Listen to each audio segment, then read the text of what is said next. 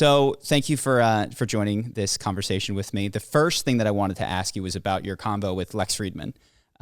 In prep for this conversation, I watched a bunch of your stuff. Mm-hmm. One of the things that I felt most frustrated in was watching you guys work through the R word, N word sort of thing. And I didn't get to hear what you thought. I felt like that was a section of it where you mostly got chastised. And I think there is an interesting conversation around your philosophy of language, which words you incorporate and use, which ones you don't, which ones you allow in your community.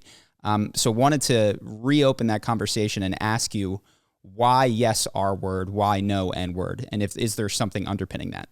I think that like the general philosophy is try not to cast too wide a net is essentially how it works. So if I'm making fun of somebody for a particular trait or using an insult against somebody, you want the thing itself to be pretty bad.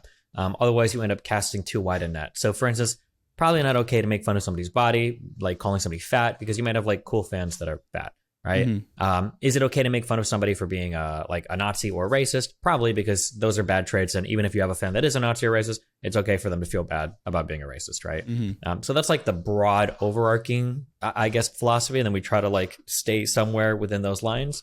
But we're not perfect. We've been looking for a replacement for the R word, but that's a hard one, man. I haven't found anything good to replace it yet. I feel like retarded as a word has fallen out of like colloquial use. Or not colloquial use. It's fallen out of like medical use. I don't think I've ever heard anybody refer to like children even as like mentally retarded. I think it's usually like developmentally delayed, or you'll be talking about a particular ADHD or something like that. So I don't.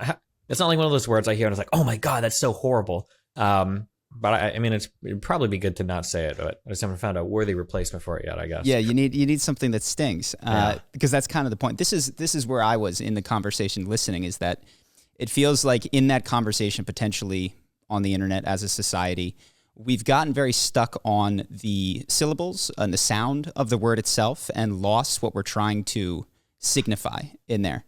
And I'm wondering, like, so say we replace the word retarded with imbecilic or moronic or stupid. Is it not another 2, 3, 4, 5 years before those words are now problematic words that need to be removed? Because what we haven't done is remove this class of insult, which is saying, I do not respect you because you are behaving in a way that I deem stupid or something like that.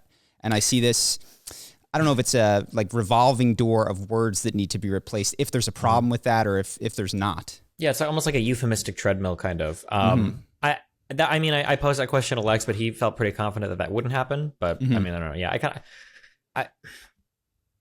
Yeah, it's hard. There are some genuine slurs or words or whatever that we probably shouldn't use just because it doesn't make sense to. So like racial slurs or maybe like really sexist slurs, I can understand that.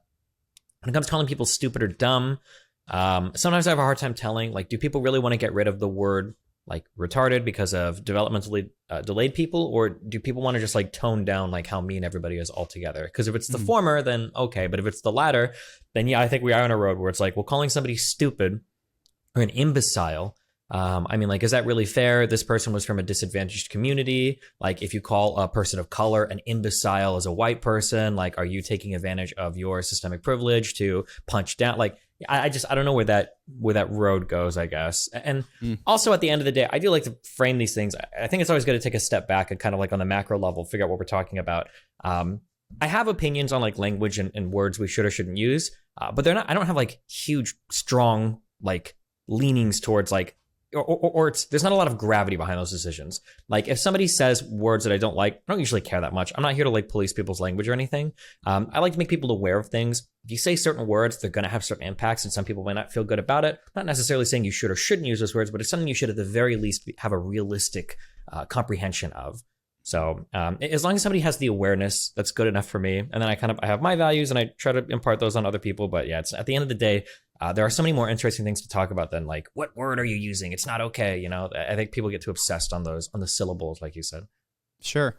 One of the, I guess, the personal reactions that I have, which I recognize as my own, is I get afraid culturally when it seems like, perhaps this is a reaction to woke culture, when it seems like the most offended group of people or party is the one who is able to, dictate the terms of conversation or something like that. And I felt that with terms like Latinx and then I get fearful of that with terms like retarded. My heart wants to be kind and doesn't want to upset people if I don't have to do it. but I am probably slower to change my language because I am so distrustful of the good faith of the whatever internet community listening. I'm curious if that comes up for you as well. Yeah, I don't care about the I try to never care about the group of people that are like, we're going to come police the language. I usually just go by feedback from others that are usually personally affected. So, you know, there are certain slurs that might be relevant to gay people. Like, I'm curious, like, how gay people feel about those particular things. And then soliciting their feedback is important, or how minorities of all sorts of different groups might feel about certain words. I think that's the feedback that I'm most concerned of. There's this kind of like class of white people that are very, very, very concerned with trying to be very particular about the words we can or cannot use. And I find that a lot of minority groups just don't care.